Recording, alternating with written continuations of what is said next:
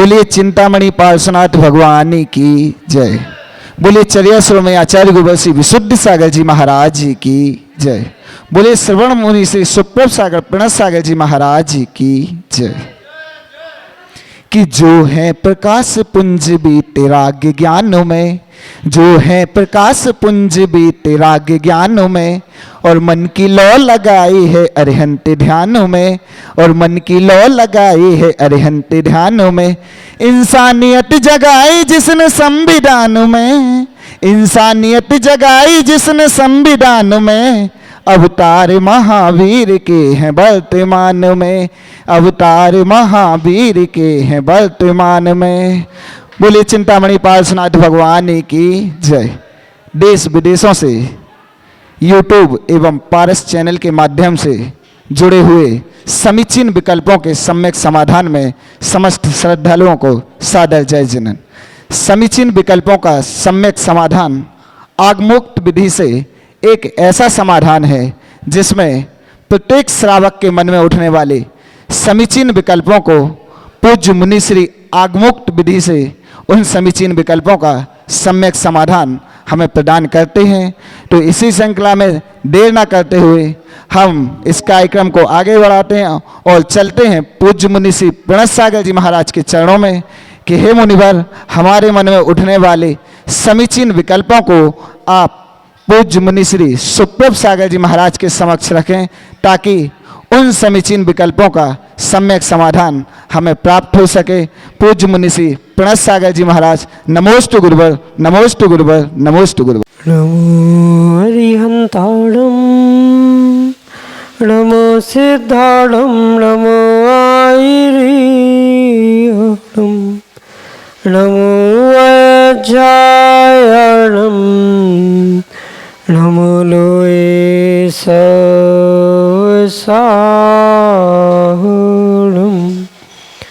अनंत अनंत सिद्ध परमेष्टि भगवान की परम पूज्य आचार्य भगवंत गुरुवर विशुद्ध सागर जी मुनि महाराज की, परम पूज्य मुनि श्री सुप्रभ सागर जी महाराज की।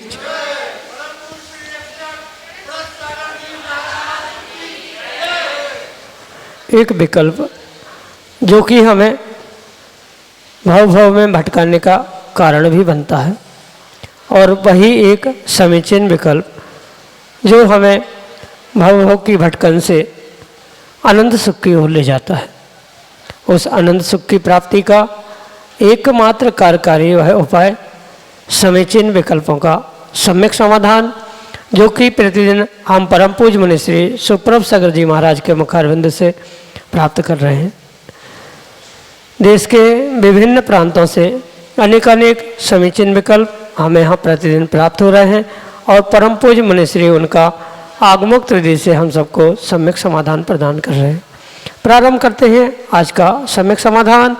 और आज का पहला विकल्प नागपुर महाराष्ट्र से वीरेंद्र जैन परम पूज्य मुनि श्री के चरणों में बारंबार नमोस्तु निवेदित करते हुए अपना समीचीन विकल्प रख रहे हैं कि महाराज जी, हमारे पास बहुत से लोगों के आर्थिक एवं चिकित्सा संबंधी सहायता के लिए आवेदन आते हैं, जिन्हें हम यथासंभव शीघ्र अतिशीघ्र सहायता करने की कोशिश भी करते हैं, लेकिन बहुत बार हमारी सहायता पहुंचने से पहले ही किसी और के द्वारा उन तक सहायता पहुंच चुकी होती है। तो इस परिस्थिति में भी हमें क्या उनकी सहायता के प्रयास करने का पुण्य प्राप्त हो सकता है? हमारे समीचीन विकल्प का सम्यक समाधान करने की अनुकंपा करें। नमस्ते महाराज जी, नमस्ते। ओम नमः सिद्धेभ्यः। परम पूज्य आचार्य भगवान गुरुवर विशुद्ध सागर जी महाराज के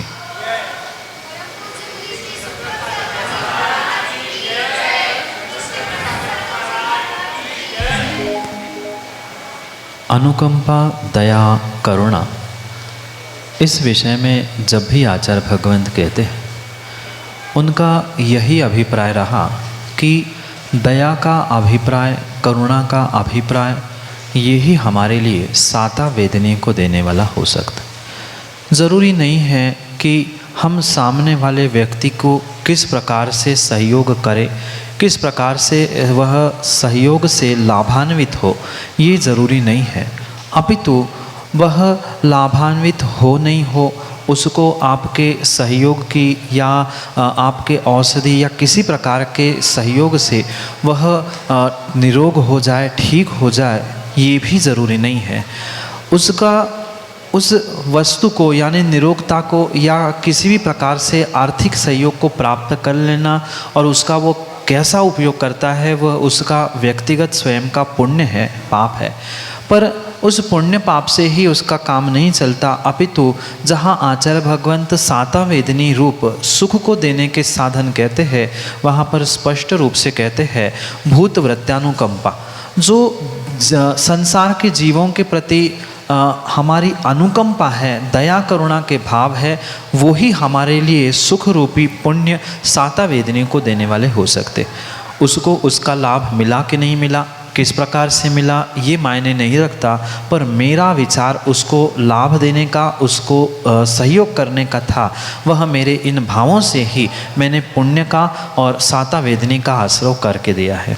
इसलिए जो आवेदन आपके पास आ रहे हैं, जिनको आप सहयोग कर रहे हो, उनके लिए तो आप पुण्य का आश्रय उनके निमित्त से कर ही रहे हो, पर साथ साथ ये भी निर्णय करना होगा कि जिनके लिए आप सहयोग नहीं कर पाए हैं पर फिर भी सहयोग करने की भावना थी, किसी अन्य स्थानों से उन्होंने सहयोग प्राप्त कर लिया, वहाँ भी आपको परिपूर्ण रूप से उनके सहयोग करने की भावना से, सहयोग करने के प्रयास से ही आपको पुण्य का लाभ हो सकता है। साता वेदनी का आश्रय आपने कर लिया।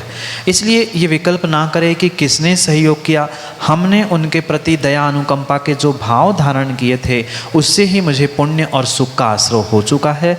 इसलिए वह उसको लाभ कितना मिला, किसके द्वारा मिला, किसने दिया, ये मायने नहीं रखता, पर मेरा भाव, मेरा अभिप्राय, मेरा विचार ही उसके लिए कार्यकारी है।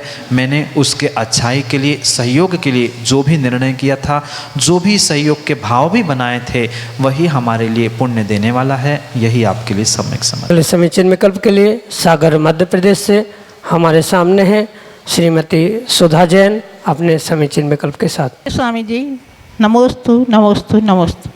मेरा प्रश्न यह है कि मैं पक्षियों को रोज़ दाना खिलाती हूँ, दाने में चावल का उपयोग करती हूँ।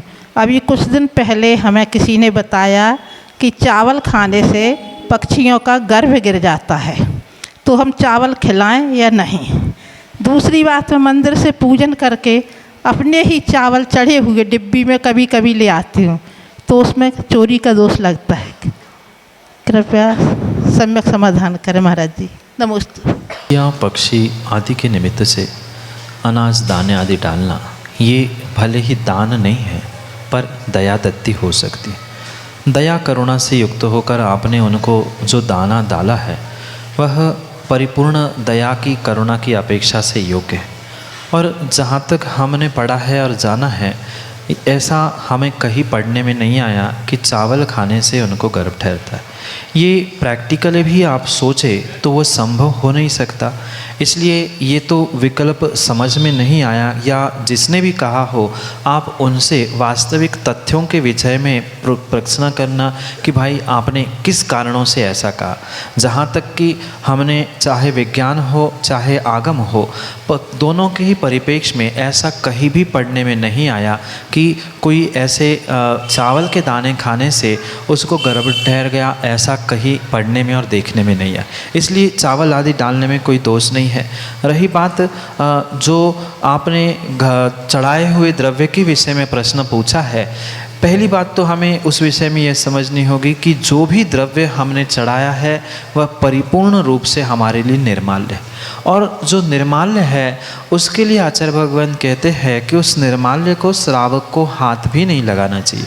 हाँ, किसी कारण से जगह बनाने के लिए या हमें पूजा करने के लिए पुराना द्रव्य अलग किया, वहाँ तक तो ठीक है, पर जिसका हमने त्याग कर लिया है, जो मेरे लिए निर्माल्य है, उसको भले ही उनको खिलाने के राग में हम ले आ रहे हैं, तो वहाँ भी कहीं ना कहीं हमें अभी उस निर्माल्य के प्रति भी राग हो गया कि मैंने चढ़ाया है। फिर अगर आपको उनको ही खिलाना ही था, चिड़िया आदि को दाना ही डालना था, तो आपके घर में क्या इतनी भी कमी थी? क्या हम अपने घर के मुट्ठी भर चावल नहीं डाल सकते? रही बात वहाँ के मंदिर की है, अगर मंदिर के भी फिर आपने ही चढ़ाया हुआ सामग्री या वही निर्माल्य क्यों ले आए? आप दूसरों की भी तो ला सकते थे, पर वहाँ निर्माल्य में आपका ये महत्व भाव अटका है कि मैंने चढ़ाया है, ये मेरा द्रव्य है। वहाँ आपने जैसे ही ओम ह्रीम निरुपामितिस वहाँ आदि करके उस द्रव्य को समर्पित किया है, चढ़ाया है, उस समय से वह आपका द्रव्य नहीं बचा है। और वह द्रव्य नहीं बचने के कारण से, आपका नहीं, ममत्व नहीं होने के कारण से वह चढ़ाया होने से निर्माल्य है, और आपका नहीं होने से वह आपको चोरी का दोष भी लगाने वाला हो सकता है। इसलिए उत्कृष्ट मार्ग तो यही है, जो आपने चढ़ाया वो चढ़ा दिया। हमें उस पर ये राग नहीं रखना चाहिए कि हम उसको ले जाकर उन चिड़िया आदि को दे दे, उसकी जो जैसी मंदिर की व्यवस्था है वहाँ पर वैसी हो, हमें उससे कोई प्रयोजन नहीं रखना चाहिए। अपना काम पूजा करना था, हमने पूजा कर लिया, वह द्रव्य जहाँ जैसी पहुँचे वह व्यवस्थापकों की मर्जी थी। इसलिए ये निर्णय हम अवश्य करें कि घर में लाना ये किसी आगम ग्रंथों में नहीं लिखा है, इसलिए उस निर्माल्य को हम घर में लाने का प्रयास ना करें। हमारी इतनी शक्ति है, अगर हमें इतनी ही दया करुणा है उन जीवों के प्रति, तो एक मुट्ठी स्वयं का भोजन कम करते उनको खिला दो, वो दया हो जाएगी। पर निर्माल्य का, जब निर्माल्य हम स्वयं नहीं सेवन कर सकते हैं माँ, तो निर्माल्य का दूसरों को सेवन कैसे करा सकते? कृत कारित अनुमोदना, इनको हमें समझने की आवश्यकता है। जब हम नहीं कर सकते और दूसरों से करा रहे हैं तो कारित हुआ, दूसरों के करने वालों की अनुमोदना कर रहे हैं तो वह अनुमोदना हुई। तीनों प्रकार से हमें वह समान पाप लग सकता है निर्माल्य के सेवन का, जब जिसका सेवन हम नहीं कर सकते। जैसे अभक्ष्य का सेवन हम नहीं करते, पर दूसरों को करने से भी जैसा पाप लग सकता है। आपने माना कि आलू प्याज रात्रि भोजन त्याग किया है, तो क्या दूसरों को बना के खिला सकते हैं? खिला रहे बात अलग है, पर पाप तो लग रहा है। ऐसे ही निर्माल्य का सेवन जब मनुष्य नहीं कर सकता, हम तिर्यंचों को कैसे खिला सकते हैं निर्माल्य? ये एक विचारणीय बात है। इसलिए आगम के परिप्रेक्ष्य में हम निर्माल्य उठाकर लाना, उसको चिड़िया या जानवर आदि को खिलाना आगम के परिप्रेक्ष्य में योग्य नहीं है। यही आपके लिए सम्यक समझ।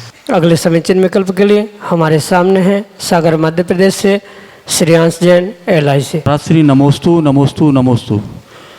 महाराज श्री मंदिरों में प्रतिमा विराजमान करने के उपरांत अगर मंदिर कमेटी उसकी पूजन अभिषेक आदि की व्यवस्था नहीं करती, तो उसका दोष क्या प्रतिमा विराजमान करने वालों को लगेगा या कमेटी को लगेगा? समाधान। भगवान की प्रतिमा विराजमान करने वाले का भगवान की प्रतिमा विराजमान करने दिया, यही उसका काम पूर्ण हो।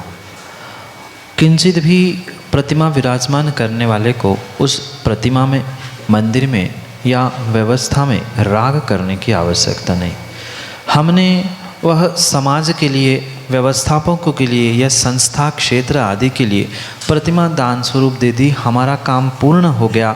अब भले ही उसमें कुछ कारणों से प्रशस्ति आदि लिखी है, भले ही हम कह रहे हैं कि हमने विराजमान की है, पर हमें उस प्रतिमा के प्रति, भगवान के प्रति अपने राग को, ममत्व को छोड़ना। जब हमने उसका राग और प्रतिमा को दान स्वरूप में विराजमान कर ही लिया है, तो हमें उसके प्रति राग करके उसकी क्या, कौन, कैसी व्यवस्था कर रहा है, उसके प्रति उलझने की भी आवश्यकता नहीं है। और सीधी सी बात है, हमारा काम विराजमान करने का था, हमने विराजमान कर लिया।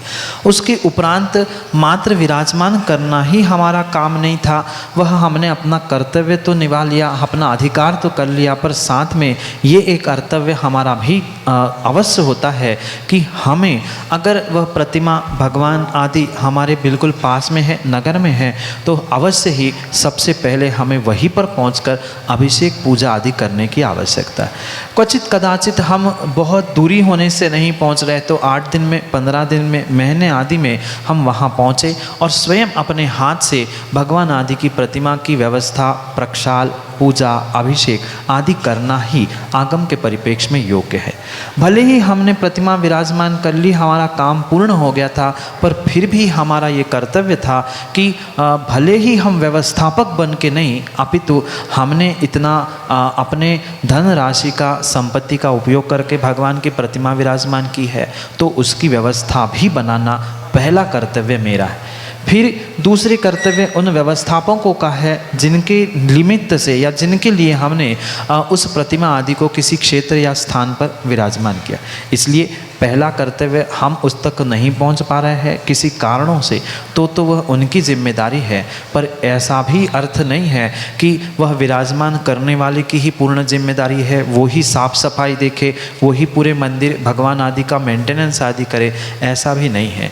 जब हमने भगवान विराजमान किए हैं, आगम में ये एक और व्यवस्था आचार्य भगवंतों ने बताई है कि क्वचित कदाचित हम प्रतिदिन वहाँ पूजा अभिषेक करने नहीं पहुँच पा रहे हैं, कुछ महीने बाद वर्षों बाद पहुँच रहे हैं, तो आचार्य भगवंत कहते हैं उस प्रतिमा भगवान मंदिर आदि की व्यवस्था के लिए हमें अपने पैसों से एक ध्रुव फंड बनाने की आवश्यकता है, जिसके ब्याज आदि से या जिसके पैसों से वह व्यवस्थापक अपनी व्यवस्था बनाते रहे। ये आगम के परिप्रेक्ष्य में बहुत अच्छी बात हमें श्रेयांश भाई समझने की आवश्यकता है। ध्रुव फंड रूप हमने उसकी व्यवस्था रूप के पैसे नहीं दिए हैं और हम ये सोचे कि व्यवस्थापक ही उसकी व्यवस्था बने, हमने अपना काम कर दिया, तो ये भी हमारा सरासर सोचना गलत। कुछ अंशों में उनकी भी जिम्मेदारी अवश्य है, पर हमने दिया हुआ दान है और हमने विराजमान की प्रतिमा है, तो ध्रुव फंड रूप उसकी व्यवस्था बना लेना या साक्षात वहाँ पहुँचकर स्वयं पूजा पाठ अभिषेक करना, ये उस प्रतिमा विराजमान करने के बाद उस विराजमान करने वाले दानदाता के कर्तव्यों का बोध भी उसे होने की आवश्यकता है। जहाँ व्यवस्था नहीं बन रही है वहाँ हम स्वयं बनाएं, और नहीं व्यवस्था स्वयं बना पा रहे हैं तो ऐसी व्यवस्था का नियोजन हमें करने की आवश्यकता है जिसके लिए वह व्यवस्था सुचारू रूप से चल रही। अगर आगम के प्रमाण की ही बात कर ले और वर्तमान की ही बात कर ले, तो जो खजुराहो जैसे विशाल काय प्रतिमा और मंदिर को विराजमान करने वाले जीव है, उन्होंने स्पष्ट लिखा है कि मंदिर की व्यवस्था के लिए मैंने इतने बगीचे, इतने खेत, इतने कुएं, इतनी बावड़ी, ये सब कुछ दान स्वरूप दिया है, इससे जो भी आय होगा वह इसकी व्यवस्था में लगा दिया जाए। ऐसी कहीं ना कहीं व्यवस्था करने की आवश्यकता है। मात्र भगवान विराजमान करने से वह हमारा काम पूर्ण नहीं हुआ। एक अपेक्षा से हमने विराजमान किया, पुण्य का कार्य तो किया, पर उसकी व्यवस्था भी कुछ अंशों में हमें करने की आवश्यकता है।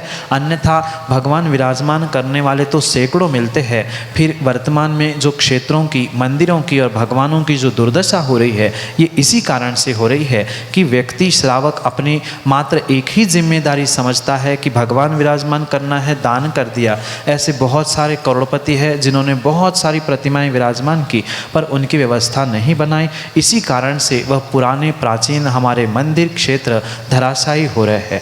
इसलिए श्रावक का जितना दान देने का कर्तव्य है, प्रतिमा विराजमान करने का कर्तव्य है, उतना ही उसकी व्यवस्था बनाना, उसकी सुरक्षा करना ये भी कर्तव्य है। जैसे सेठ पाहिल ने उस खजुराहो के भगवान मंदिर प्रतिमा आदि के निमित्त से बहुत सारा दान और एक ध्रुव फंड बनाया था, ऐसा ही भले हम भूमि या किसी भी प्रकार से दान राशि रूप से कुछ अमाउंट उनको ध्रुव फंड में दे, जिसके माध्यम से ये व्यवस्था क्षेत्र की, मंदिर भगवान आदि की सुचारू रूप से चलती रहेगी। यही आगम के परिप्रेक्ष्य में आपके लिए सम्यक समाधान। अगले समीचीन विकल्प के लिए DK जैन मड़ावरा उत्तर प्रदेश से अपने समीचीन विकल्प के साथ हमारे सामने। परम पूज्य गुरुदेव के चरणों में नमोस्तु।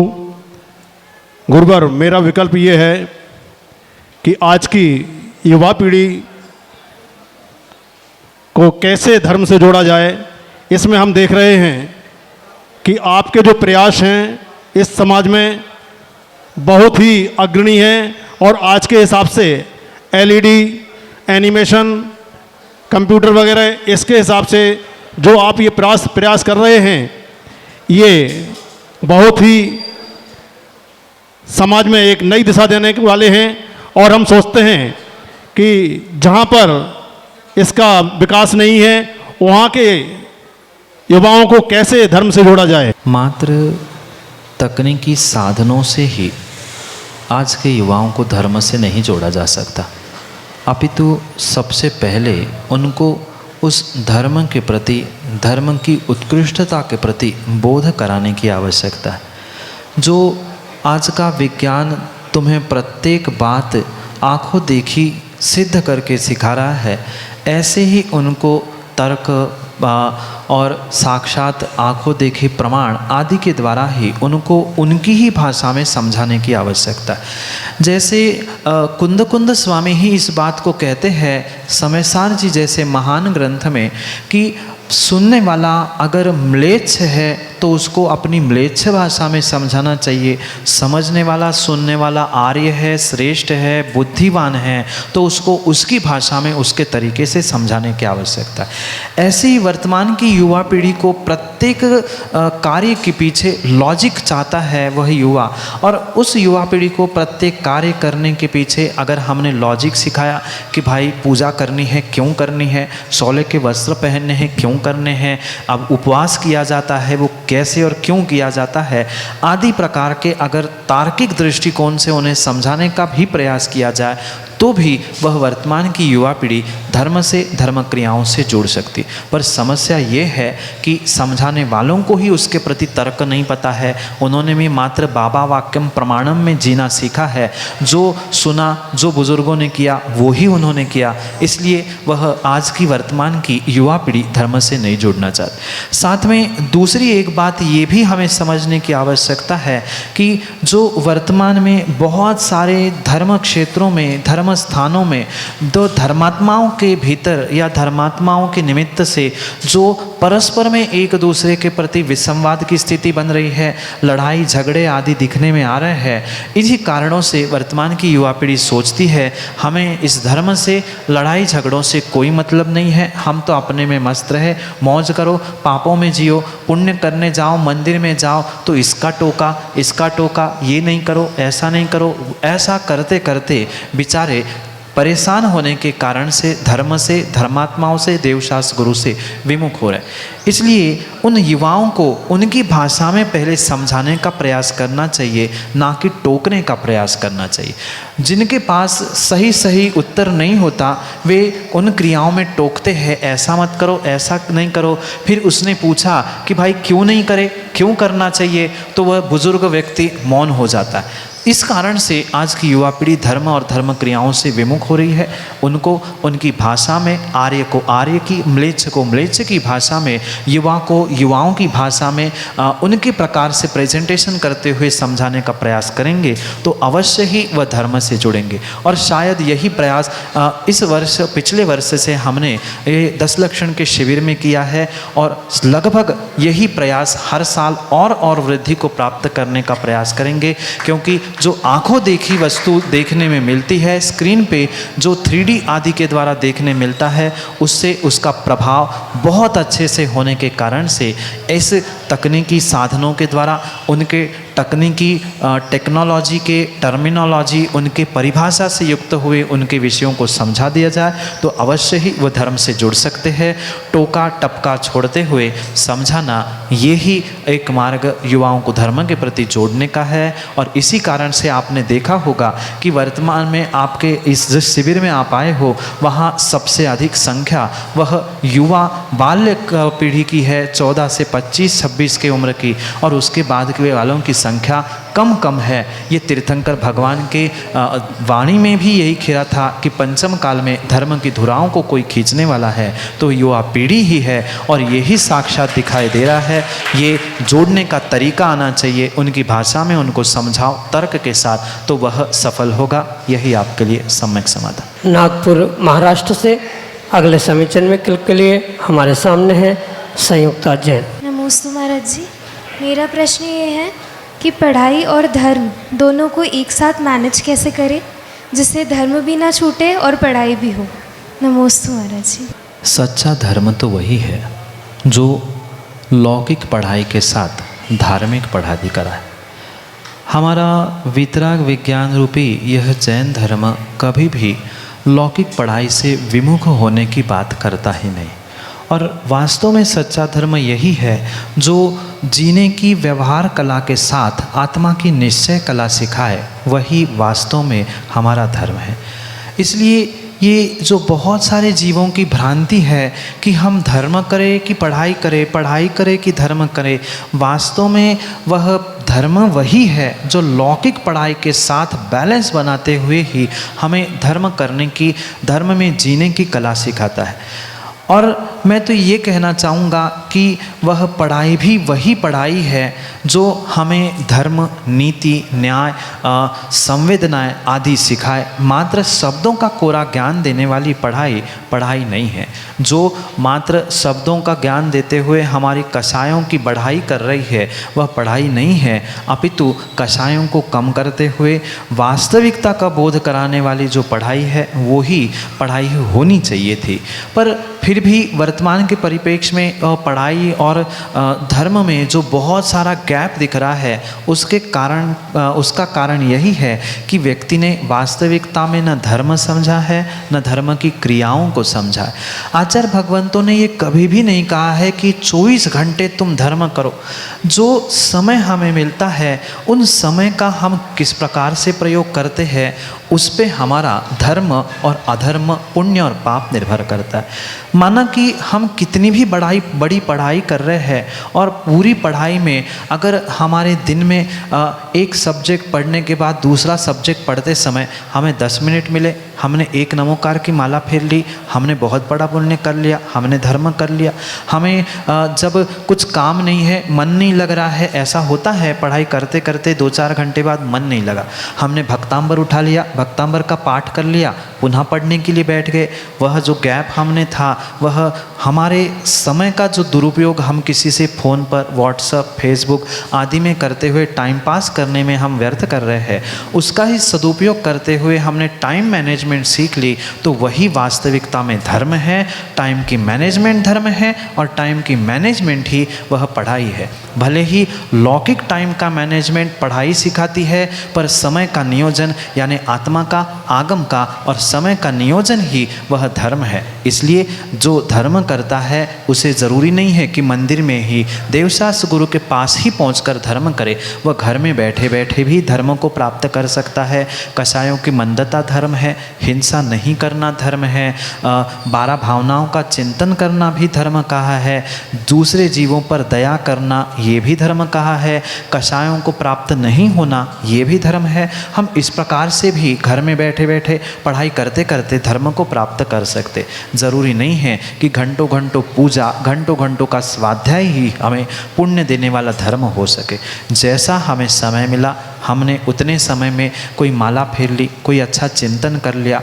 सुबह उठते उठते ही, जैसे ही सुबह हम जल्दी उठे, समय पर ब्रह्म मुहूर्त में उठकर हमने भगवान का स्मरण करते ही एक कायोत्सर्ग करके पढ़ाई प्रारंभ कर ली, हमने बहुत सारा पुण्य प्राप्त कर लिया। जो आगम के ग्रंथों में आचार्य भगवंतों ने कहा है कि कालातिचार का पालन करते हुए, यानी किस काल में क्या करना है उसका बोध करते हुए हमें पढ़ाई में भी टाइम मैनेजमेंट सीख ली, तो वह पढ़ाई की टाइम मैनेजमेंट भी हमें धर्म को देने वाली हो सकती है। इस प्रकार से हम धर्म और पढ़ाई को समय मैनेजमेंट के साथ, समय नियोजन के साथ प्राप्त कर सकते हैं, क्योंकि समय पे किया गया काम समय को दिलाता है। आप सभी देख रहे थे पूज्य मुनिश्री के मुखारविंद से समीचीन विकल्पों का सम्यक समाधान। समीचीन विकल्पों का सम्यक समाधान आगमोक्त विधि से एक ऐसा समाधान है जो पूज्य मुनिश्री के द्वारा हमारे मन में उठने वाली समीचीन विकल्पों का सम्यक समाधान प्राप्त होता है। यदि आपके मन में भी कोई समीचीन विकल्प है तो आप हमें व्हाट्सएप या टेक्स्ट मैसेज के थ्रू भेज सकते हैं। हमारे कॉन्टैक्ट नंबर हैं 8707548811। दोबारा नोट कीजिए 8707548811। आप पूज्य मुनिश्री के मुखारविंद से समीचीन विकल्पों का सम्यक समाधान यदि प्रतिदिन देखना चाहते हैं तो YouTube पर सब्सक्राइब करें सुप्रभ उवाच। सुप्रभ उवाच चैनल को सब्सक्राइब करें ताकि प्रतिदिन आपको समीचीन विकल्पों का सम्यक समाधान देखने के प्राप्त हो सके। आप अपने इष्ट मित्रों के साथ समीचीन विकल्पों के सम्यक समाधान की लिंक शेयर करें ताकि इस आगमुक्त विधि से होने वाले समीचीन विकल्पों के सम्यक समाधान का श्रवण वो भी कर सकें। आप पूज्य मुनिश्री के द्वारा पूज्य मुनिश्री के प्रवचनों को सुनना चाहते हैं तो प्रतिदिन शाम 7:40 पर जिनवाणी चैनल पर पूज्य मुनिश्री के द्वारा प्रवचनों को भी श्रवण कर सकते हैं। समीचीन विकल्पों के सम्यक समाधान को आप प्रतिदिन 4 बजे पारस टीवी के द्वारा भी देख सकते हैं। और यदि आप पूज्य मुनिश्री के द्वारा रचित ग्रंथों को पढ़ना चाहते हैं तो आप पूज्य मुनिश्री के रचित ग्रंथों को amazon.in के माध्यम से भी खरीद सकते हैं और पूज्य मुनिश्री के द्वारा रचित ग्रंथों का श्रवण कर सकते हैं। जय जिनेन्द्र।